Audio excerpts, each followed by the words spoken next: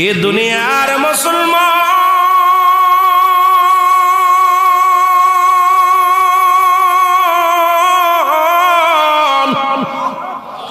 আল্লাহ বলেন কুল্লু মান আলাইহা ফান, সব কিছু শেষ করে দিবে আমার আল্লাহ গো।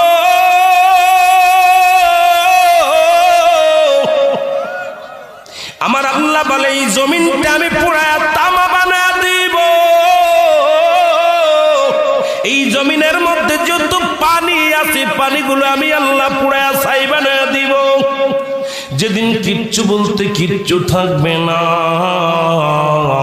সেদিন থাকবে শুধু আমার আল্লাহ।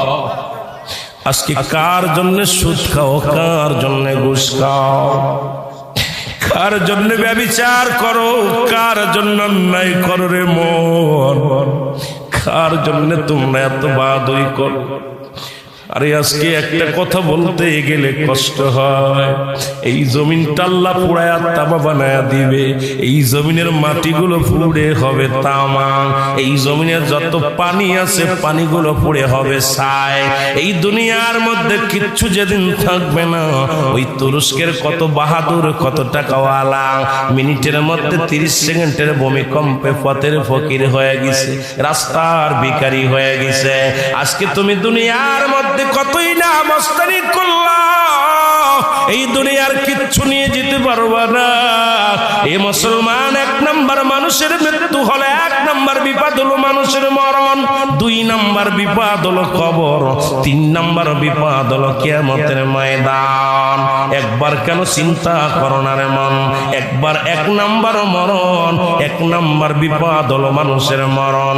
এই মরণের পেয়ালা পান করতে হবে, এর মধ্যে কোন সন্দেহ নাই। জোরে জোরে চিল্লা বলা যাবে না, ঠিক কি না? এ দুনিয়ার মুসলমান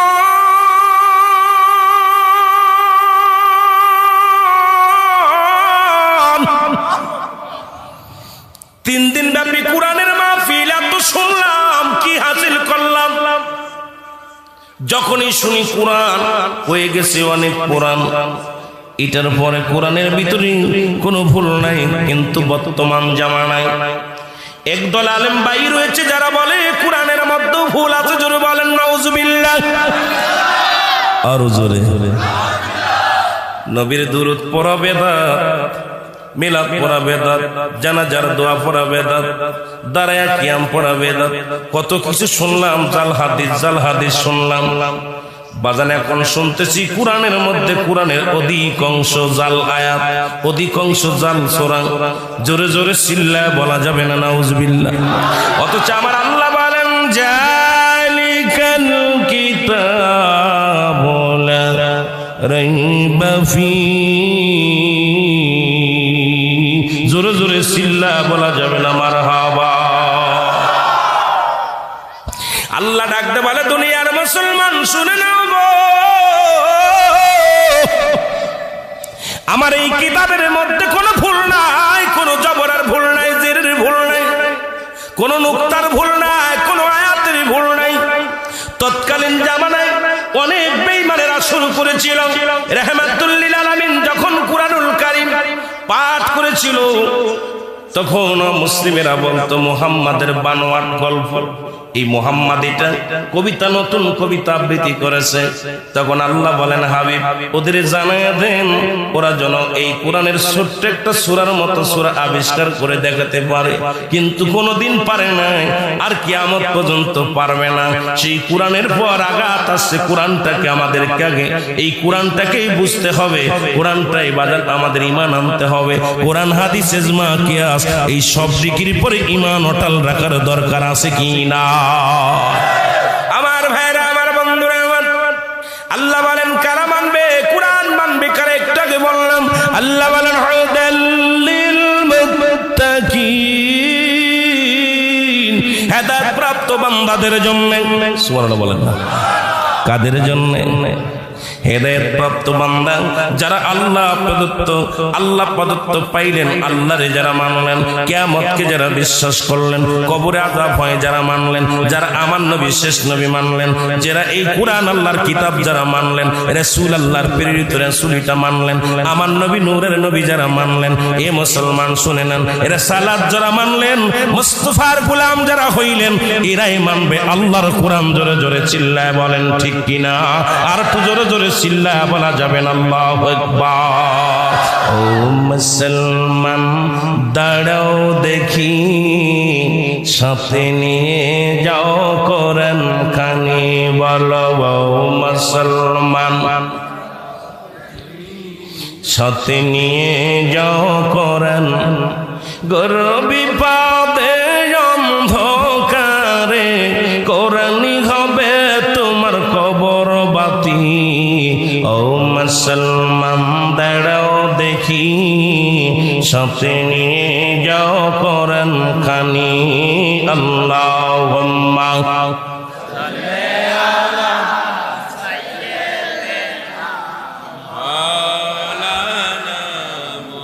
ওয়ালা আলি সাইয়্যিদিনা। এ ভাইরা আমার, বন্ধুরা আমার, এই জন্য যেটা সবচেয়ে বড় কষ্টের বিষয় আমি সেই কথাটা বলেছি। বর্তমান যুগের একদল আলেম বাইরে রয়েছে যারা বলতেছি সবচেয়ে কোরআনের মধ্যে ছোট্ট একটা সূরা যেটা সাধারণ পাবলিক মুখস্থ করেন, আপনাদের মুখস্থ আছে। যখন ইমাম সাহেব হুজুর 5 ওয়াক্ত সালাত আদায় করে, 3 ওয়াক্ত নামাজের ভিতরে ইমাম সাহেব জাহিরি সূরা পড়ে, 2 ওয়াক্ত বাতিনি সূরা। বাজান এই সূরাগুলো সূরা ফাতিহার পরে ছোট ছোট সূরাগুলো পড়ে, এইগুলো ইমাম সাহেবের পিছে যত মুসল্লি ইকরাম আছে এরা মুখস্থ করে। তার ভিতরে ছোট্ট একটা সূরা, সেই সূরাটার নাম হলো সূরা ইখলাস। এখন সূরা ইখলাস আল্লাহ বলেন, দুনিয়ার মানুষ শুনে নাও, যারা তোমরা দেবতা পূজা শুরু করলা, যারা তোমরা চন্দ্র পূজা শুরু করলা, যারা তোমরা আমি আল্লাহকে বাদ দিয়ে অনেক আল্লাহ বানায়া দুনিয়ার মধ্যে জীবন যাপন করা শুরু করলা, আমার আল্লাহ ডাকতে বলে, হাবিব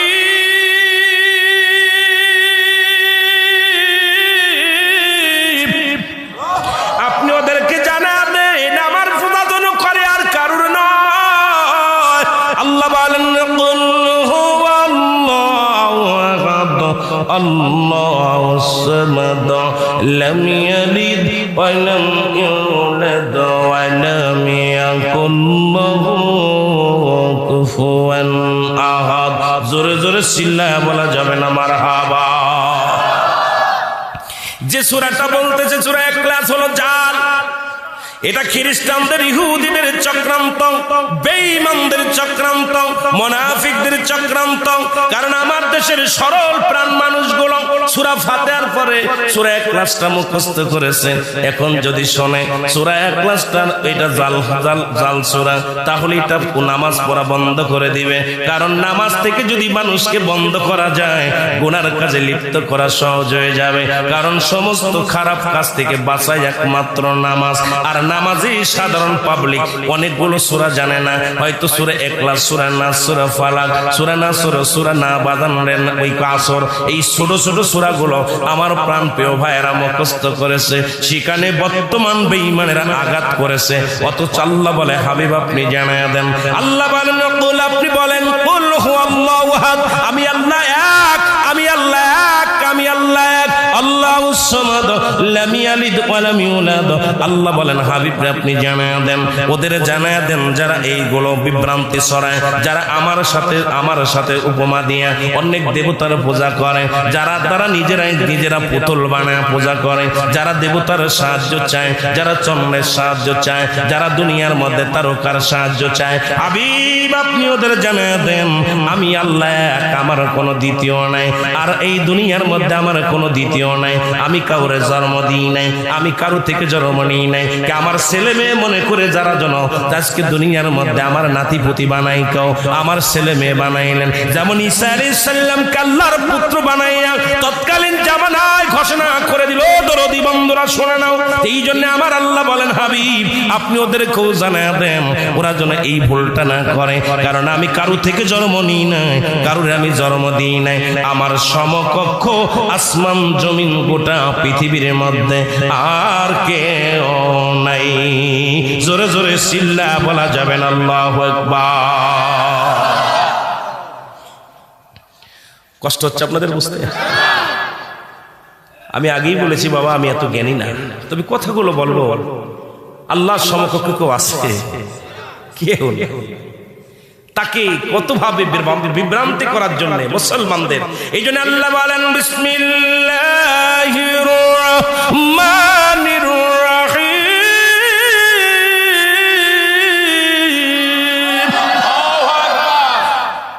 ও